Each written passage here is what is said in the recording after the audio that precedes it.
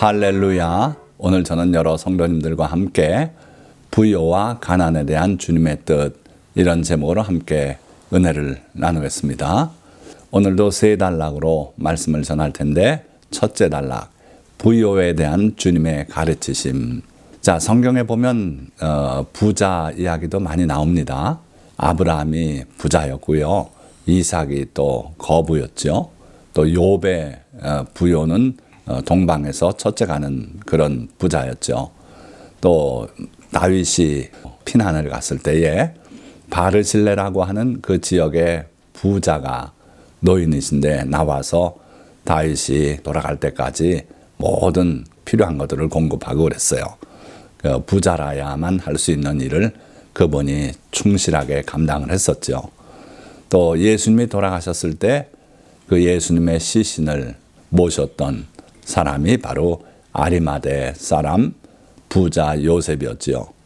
그리고 주님을 섬긴 여인들이 또 역시 대단한 부자는 아니었는지 몰라도 부자들이었어요. 그들의 재물로 예수님의 사역을 뒷받침했죠. 자, 그런가 하면 또 성경에는 어리석은 부자 이야기도 나오고요. 또 날마다 연회를 즐기다가 불구덩이에 떨어진 부자 이야기도 나오지요. 이 어리석은 부자는 재물을 아무리 많이 모았어도 하나님께 대하여 부여하지 못한 이런 사람이 바로 어리석은 부자고, 또 자기 집 문 앞에 나사로라 이름하는 한 거지가 헌대를 하르면서 자기 집에서 나오는 남은 음식들이나 먹으려고 그렇게 누워 있었는데, 이 부자는 한 번도 그 거지 나사로에게 눈길을 준 적이 없었고 그렇죠. 자, 이런 부자 결국은 살다가 생을 마감하는 순간 지옥에 떨어지지 않습니까? 그러니까 성경에는 하나님을 섬기고 하나님의 뜻을 실천하는 데 앞장섰던 부자로서 이름을 남긴 성도들이 있는가 하면은, 또 이와 같은 어리석은 부자도 있고, 또 지옥불에 떨어져서 자기 남은 5 형제를 걱정하는 그런 처지에 놓인 부자도 있지요. 자, 그래서 부요에 대한 주님의 가르침은 어떤 내용이 있는가? 사실 저는 학창 시절에 부자 되기를 꿈꿨던 사람이에요. 유감스럽게도 아니면 다행스럽게도 그 뜻을 이루지 못했습니다만은, 큰 부자가 돼서 그 재물로 착하고 선한 일을 하겠다, 그런 식으로 주장을 했어요. 그런데 되돌아보니까 하나님의 섭리대로 됐구나. 나에게는 돈 많은 부자가 아닌 사회적인 지위를 허락하셔서 복음을 전파하고, 또 나중에는 목사가 되어서 교회를 설립하고 거기에서 또 복음을 전하고, 오늘은 이제 유튜브를 통해서 말씀을 증거하고 있으니 하나님의 뜻 안에서 복된 삶을 살았구나, 감사할 뿐이죠. 자, 그래서 잠언 23장 4절 말씀에는요, 부자 되기에 애쓰지 말고 내 사사로운 지혜를 버릴지어다. 어떤 분들은 부자 되려고 무척이나 애를 쓰는 분들 많아요. 온갖 재테크를 한다고 나서고 그러는데 그게 마음대로 되지 않지 않습니까? 그래가지고 애쓰고 수고했지만 남은 것이 없고 빈털터리 또는 마이너스 인생이 되는 그런 젊은이들이 많더라. 마음 아픈 일이고요. 그러나 주님의 말씀에 일찍이 귀를 기울였다면은, 부자 되게 애쓰지 말라는 그런 말씀이 있구나. 그러니까 나는 평범한 사람으로 살아가는 게 옳겠다, 이런 생각을 갖는 것도 말씀에 맞는 그런 삶일지 모르겠다. 그래서 여러분들 부자 되기에 애쓰지는 마십시오. 바르게 살고 하나님을 기쁘시게 하는 삶을 살 때 하나님께서 여러분들을 부자로 만들어 주실 수 있어요. 그러나 내가 애쓰고 한다고 부자가 되는 건 아니다. 자, 거기에다 한 걸음 더 나가서 재물과 탐심 또는 부자들에 대한 주님의 경고의 말씀이 있어요. 그들에게 이르시되 삼가 모든 탐심을 물리치라. 사람의 생명이 그 소유에 넉넉한 데 있지 아니하니라. 사람의 생명이 결코 그 소유에 많고 넉넉한 데 있지 않다는 말씀이에요. 그러니까 여러분들이 큰 부자로 살든지 또는 서민으로 살든지 비참할 정도로 가난하지 않게 산다면 그것이 다 주님의 은혜일 수 있다 하는 거예요. 그래서 주님은 삼가 모든 탐심을 물리치라. 탐욕을 가지고 살지 말아라. 주님의 은혜면 족합니다. 이런 마음을 가지고 살면은 하나님이 합당하다고 생각하시면 선물로 여러분들에게 부요를 허락하셔서 여러분들이 부자 명단에 이름을 올릴 수 있을 거예요. 그러나 그렇지 않더라도 실패한 삶은 아니다. 오히려 지나고 보니까 하나님의 은혜였다고 고백할 수도 있다 하는 거예요. 또한 한 사람이 두 주인을 섬기지 못할 것이니 너희가 하나님과 재물을 겸하여 섬기지 못하느니라. 그러니까 재물에 홀랑 빠져서 하나님을 모른다고 살든지 그렇지 않으면은 재물을 하나의 수단으로 도구로만 이용할 뿐 하나님에게만 몰입해서 주님을 기쁘시게 하는 그런 삶을 살든지 두 가지 중에 하나가 될 것이다 하는 거예요. 그래서 많은 경우에는 내가 부자가 돼서 그 재물을 가지고 하나님 섬기겠다. 말은 그렇게 하나 실제로 그렇게 될 수가 없다는 거죠. 자, 그래서 주님은 낙타가 바늘기로 들어가는 것이 부자가 하나님의 나라에 들어가는 것보다 쉬우니라. 그렇기 때문에 부자가 되려고 사사로이 애쓰지 말라고 우리에게 경고하고 또 교훈을 주고 계신 거 아닌가 하는 거예요. 여러분들이 부자가 됐다면 아마 오늘 이 설교도 듣지 않고 계실 겁니다. 하나님이 필요 없다고 생각되기 때문에 그렇다는 거예요. 자, 그러나 우리가 큰 부자가 못 되더라도 그러므로 염려하여 이르기를 무엇을 먹을까, 무엇을 마실까, 무엇을 입을까 하지 말라. 이는 다 이방인들이 구하는 것이라. 너희 하늘 아버지께서 이 모든 것이 너희에게 있어야 할 줄을 아시느니라. 그러니까 부자가 안 됐다고 해서 너무 염려하지 마라. 왜냐하면 하나님께서는 너희들에게 꼭 필요한 것이 무엇인지를 잘 알고 계시고 하나님께서 예비하시겠다는 거예요. 그래서 무엇을 먹을까, 무엇을 마실까, 무엇을 입을까 이런 생활의 가장 기본적인 염려 아닙니까? 그런데 그런 염려할 필요 없다. 너희 하늘 아버지께서 이거 외에도 그 때와 달라진 상황까지도 아시고 예비하시는 하나님, 그러니까 사실 부자가 안 돼도 주님의 예비하신 가운데 우리가 살아간다면 염려할 것이 없지 않겠습니까? 자, 그런즉 여러분들은 돈을 사랑하지 말아야 돼요. 돈을 사랑하지 말고 있는 바를 족한 줄로 알라. 그가 친히 말씀하시기를 내가 결코 너희를 버리지 아니하고 너희를 떠나지 아니하리라 하셨느니라. 물론 포기하고 노력 안 하고 그런 삶을 주님이 기뻐하시는 건 아니에요. 열심히 노력해야죠. 아침에 일찍 일어나고 힘써서 일하고 그럴 줄 알아야 돼요.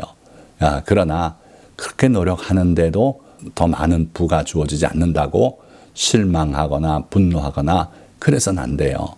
주님의 뜻에 맡기고 돈을 사랑하지 말고 있는 바를 족하게 아는 그런 삶을 사시기를 예수 그리스도의 이름으로 축원드립니다. 또 디모데전서 6장 10절에는 돈을 사랑함이 일만하게 뿌리가 되나니 이것을 탐내는 자들은 미혹을 받아 믿음에서 떠나 많은 근심으로서 자기를 찔렀도다. 돈을 사랑함이 일만하게 뿌리가 된다 그랬어요. 돈의 유혹에 빠져서 잘못 가는 분들이 참 많이 있습니다. 심지어 믿음에서 떠나서 도중에 파선하게 되죠. 그래가지고 많은 근심하고 인생을 후회하고 이런 삶을 살게 되더라 하는 거예요. 그래서 여러분들은 가난하게 살라는 거 아닙니다. 돈을 사랑하고 돈의 노예가 되고 이런 삶은 성도의 삶이 아니다. 그러니 족한 줄 알고 하나님께서 또 선물로 부를 허락하신다면 그걸 가지고 주님의 나라를 위해서 쓸 수 있는 그런 성도님들이 되면 되는 거죠. 자, 그래서 구약 성경의 잠언에 보면 아굴의 지혜로운 기도가 소개되고 있는데 내가 두 가지를 주께 구하였사오니 내가 죽기 전에 내게 거절하지 마시옵소서. 저는 이 잠언을 읽을 때 뭐가 두 가지인가 아무리 세봐도 세 가지예요. 그래서 이상하다. 왜 세 가지를 두 가지를 알았나. 근데 이번 설교 말씀 준비하면서 두 가지구나. 그걸 깨달았어요. 중요치 않은 얘기입니다만은 여러분들이 성경 말씀을 읽을 때 그냥 읽지 마시고 깊이 생각을 하면서 읽으시길 바라서 이런 말씀을 드리는 거예요. 자, 첫째가 보니까 헛된 것과 거짓말을 내게서 멀리하옵시며, 쉽게 말하면 거짓말 안 하고 살게 해주십시오. 헛된 것 쫓아 살지 않게 해주십시오. 참된 것을 쫓아서 살아갈 수 있게 주님 저를 이끌어 주십시오. 이게 그의 첫 번째 기도였어요.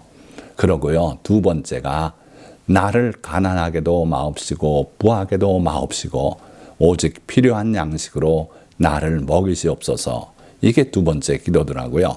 그러니까 거짓말 안 하고 헛된 것 쫓아 살지 않고 당당하게 참된 것을 쫓아서 살아가게 해 주십시오.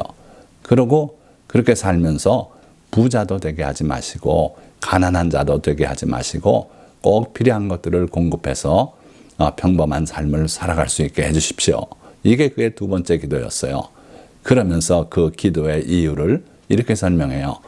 혹 내가 배불러서 하나님을 모른다 여호와가 누구냐 할까 하오며 혹 내가 가난하여 도둑질하고 내 하나님의 이름을 욕되게 할까 두려워함이니이다.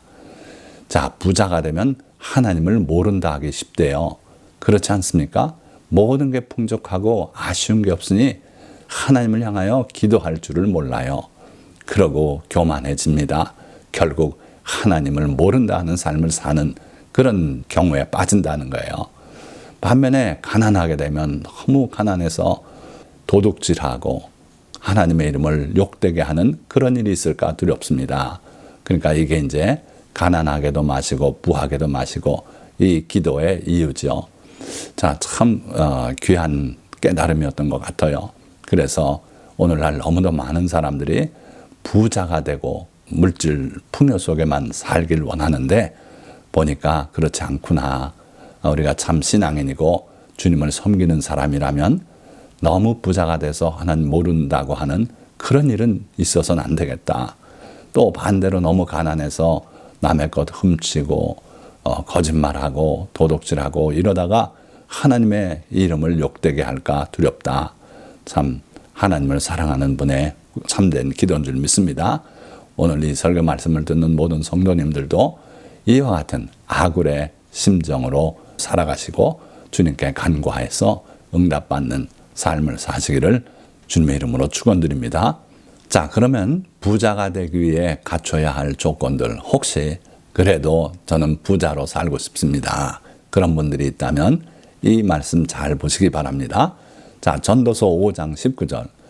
또한 어떤 사람에게든지 하나님이 재물과 부요를 그에게 주사 능히 누리게 하시며 제 몫을 받아 수고함으로 즐거워하게 하신 것은 하나님의 선물이라.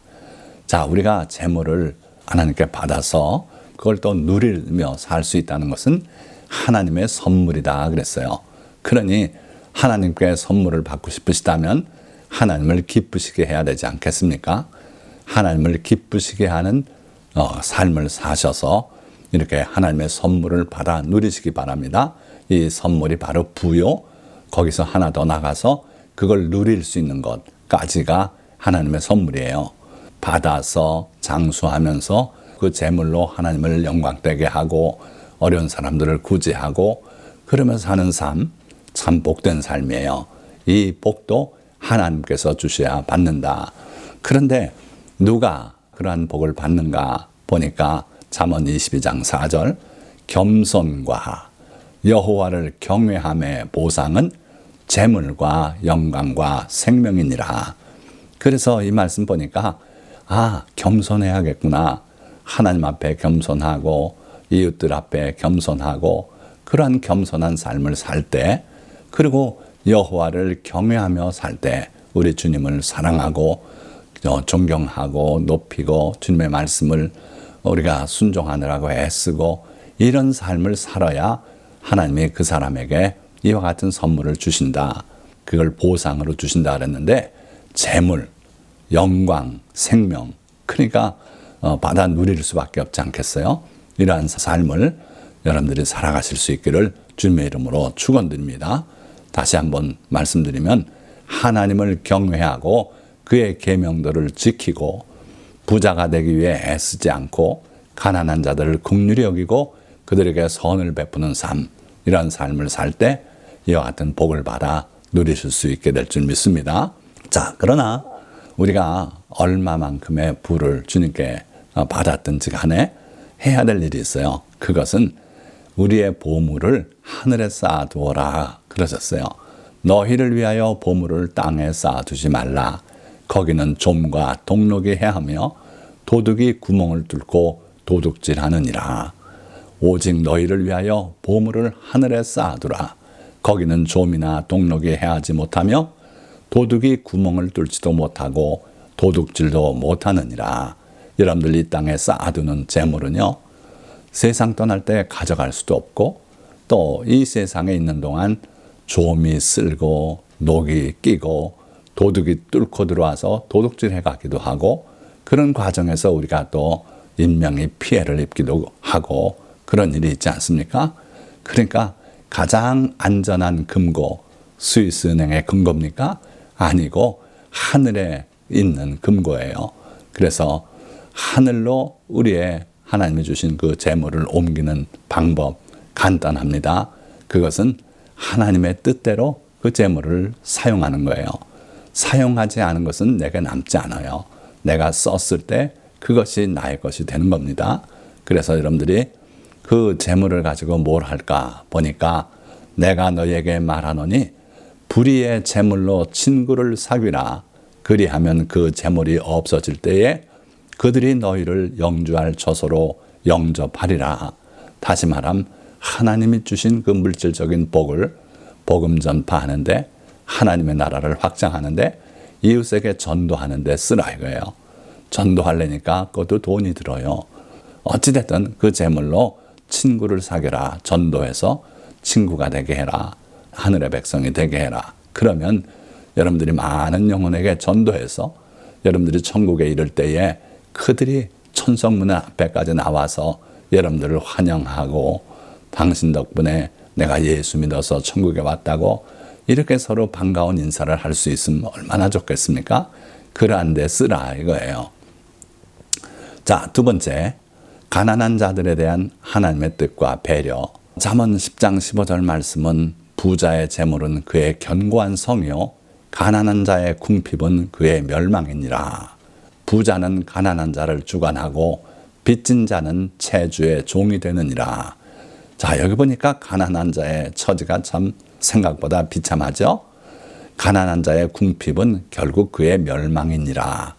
가난하게 그렇게 살다 세상을 뜻하지 않게 일찍 끝낼 수도 있다는 거예요. 병원에 가서 수술을 받아야 되는데 그 돈이 없어서 못 가고 죽어가는 그런 일들이 많이 있지 않았습니까? 이전엔 그랬어요. 그리고요, 부자는 가난한 자를 주관한다 그랬어요. 그러니까 가난한 자는 부자의 다스림을 받는 그의 갑질하는데 고개를 숙여야 되는 그런 비참한 처지가 될 수 있다. 그러니까 가난한 자의 처지는 이런데 우리 하나님은 이 가난한 자들을 어떻게 보시는가? 임금이 대답하여 이르시되 내가 진실로 너에게 이르노니 너희가 여기 내 형제 중에 지극히 작은 자 하나에게 한 것이 곧 내게 한 것이니라 하시고 이 지극히 작은 자 하나에게 하지 아니한 것이 곧 내게 하지 아니한 것이니라. 자, 여기 보니까 지극히 작은 자 하나, 그에게 한 것이 주님께 한 것이고 이 지극히 작은 자 하나에게 하지 않은 것이 주님께 하지 아니한 것이다. 그래서 결국은 주님께 선을 베풀었던 사람들은 천국으로, 그리고 주님께 선을 베풀지 못했던 사람들은 영벌에 들어가게 하시겠다 하는 거예요. 그러니까 요약해서 보면은 지극히 작은 자 하나와 자신을 동일시하시는 하나님이신 것을 우리가 알 수 있어요.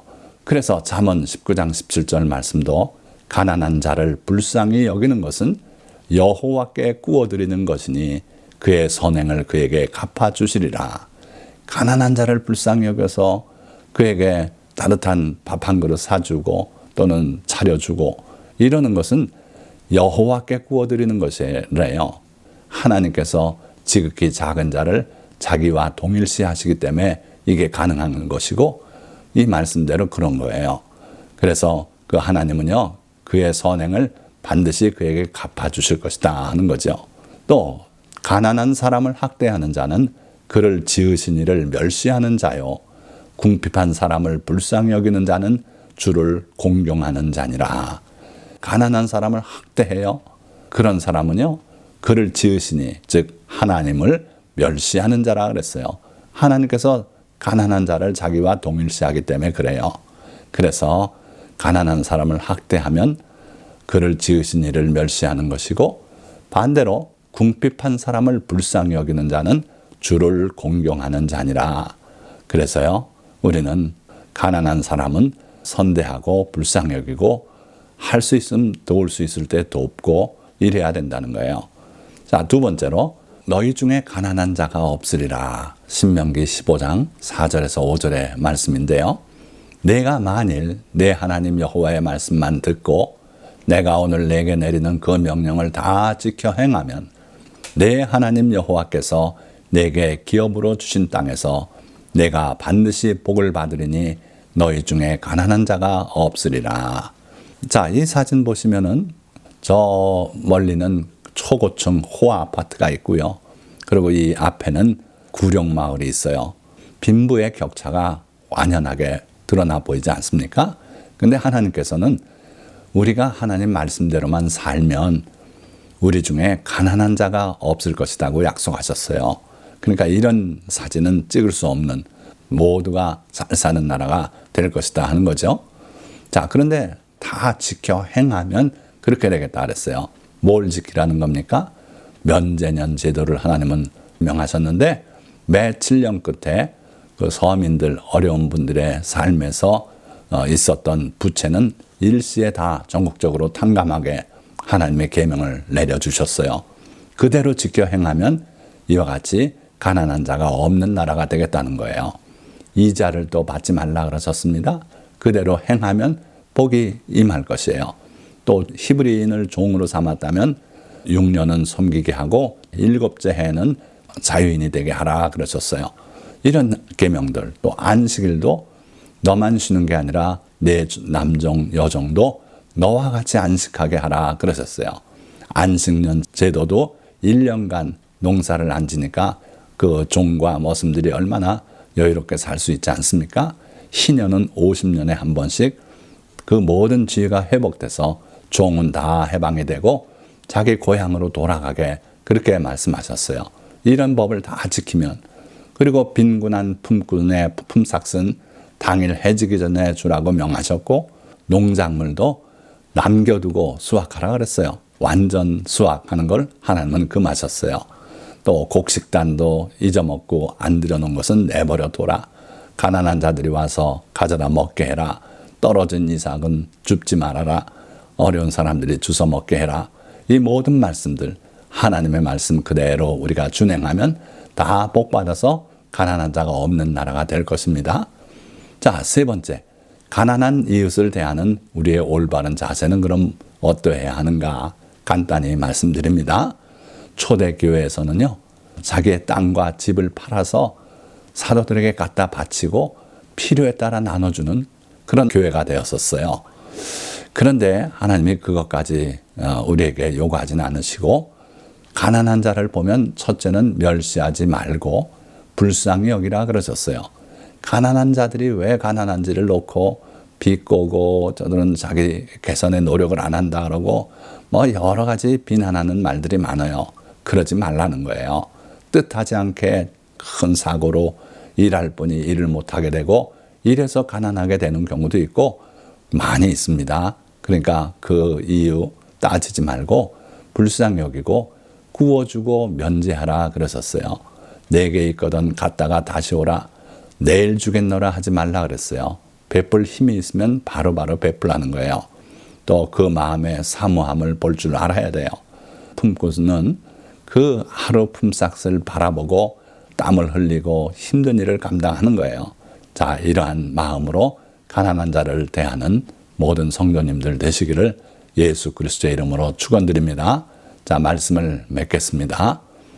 이 땅에는 부자와 가난한 자가 함께 살아가는데 이들 모두를 지으신 이는 하나님이십니다. 그 하나님은 자비로우신 분이시며 가난한 자들을 불쌍히 여기실 뿐만 아니라 지극히 작은 자 하나를 자신과 동일시하시는 분이십니다. 그러기에 우리는 가난한 이웃을 멸시하거나 모른 척하지 말고 그들을 긍휼히 여기고 도움을 베풀 줄 알아야 합니다. 이것이 하나님께 대한 부유한 삶입니다.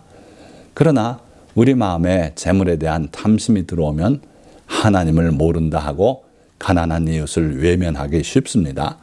그래서 부유와 재물은 저주가 될 수도 있고 그럴 경우 부자는 천국에 들어가기가 어렵게 되는 것입니다.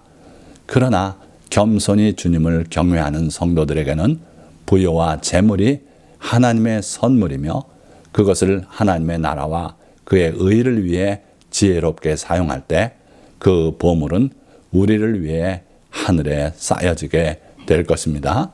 오늘 이 설교 말씀을 들은 모든 성도님들이 다 이와 같이 여러분들의 보물을 하늘에 쌓는 귀한 삶을 사시고 하나님께서 허락하신 모든 재화로 그의 나라를 확장하는 데 쓸 수 있는 성도가 되시기를 예수 그리스도의 이름으로 축원드립니다. 기도하겠습니다.